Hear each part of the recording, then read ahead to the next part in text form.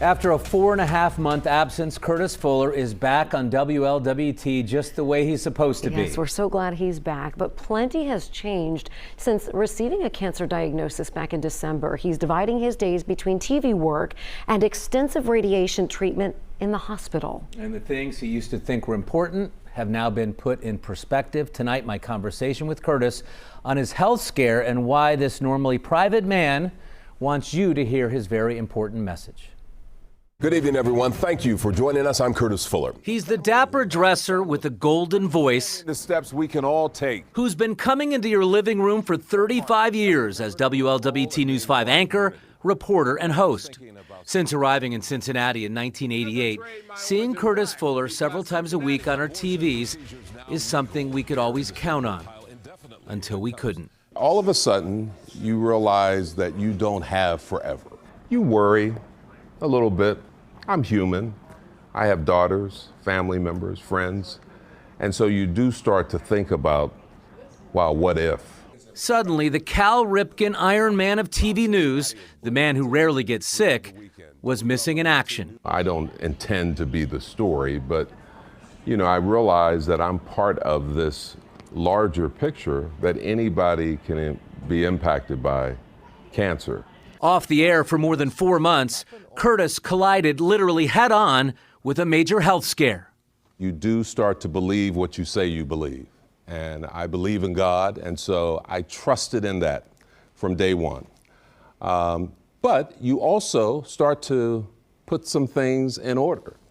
And so I pulled out some papers that I didn't plan on pulling out for a while, double checking to making sure everything was in order and in place for my family.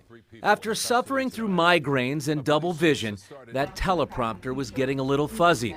But in December, his health condition started coming into focus. An MRI detected a malignant tumor at the base of Courtis's skull. I had never been in surgery, never been in the hospital for any length of time other than just routine things. It's something rare, known as a chordoma. What's interesting about chordoma is so rare. It's very random. It's not like I did something to prevent it, that I could have prevented it. It's just very random. 1 in a million people are affected by chordoma. Courtis didn't allow for any time to worry, surrounded by his sister and daughters, co-workers, and a community who adores him. He took an aggressive approach. His new co-anchor for a while, UC Medical Center, where amazing doctors took care of our friend. In January, they removed the tumor in a 5-hour surgery going in through his nose. Well, all of a sudden, I'm in the hospital, and I'm going into the room, and you're getting wheeled into the operating room.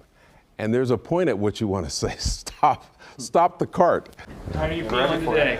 Pretty good, actually. Yeah, pretty good. Next came the strategy to keep the cancer away.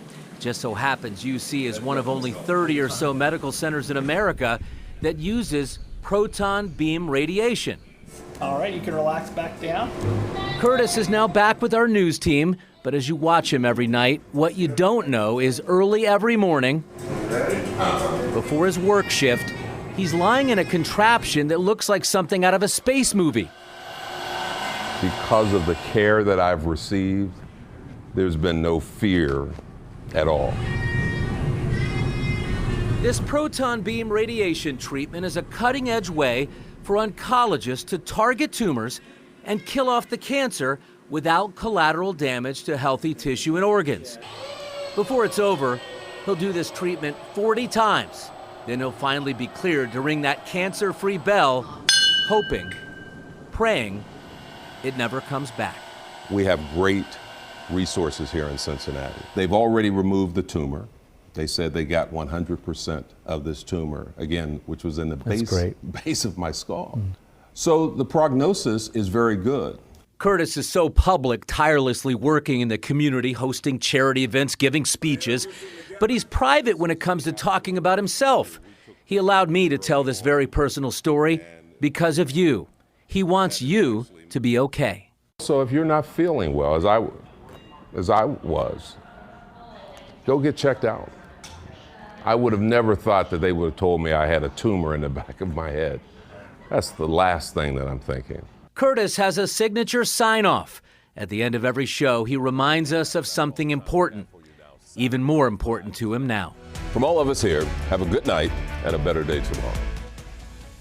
Yeah, we all wish we had that voice. Courtis, of course, we're gonna have a better day tomorrow as long as you're in it with us. Courtis telling me his health journey has been humbling, but it's given life new meaning. He says he looks at everything in a different way. Every hug, every hello, every goodbye, and also every I love you. Also grateful to have such amazing care at UC Medical Center. And he's not a giant social media guy, but he's getting there because the overflow of messages that he got on Facebook. I know he told me he stayed up 3 or 4 hours one night trying to get back to everybody. I'll never forget, before we knew something was wrong. We knew something was sort of wrong, but he wasn't telling us. And I was in a back conference room and he was so guarded and afraid. You could tell he was very hesitant to share. But I am so glad he did, because already earlier today, before even coming in, a dear friend of mine shared with me that she's going through a cancer battle. And she said, I can't wait to see his story tonight because she wants to know what he's going through.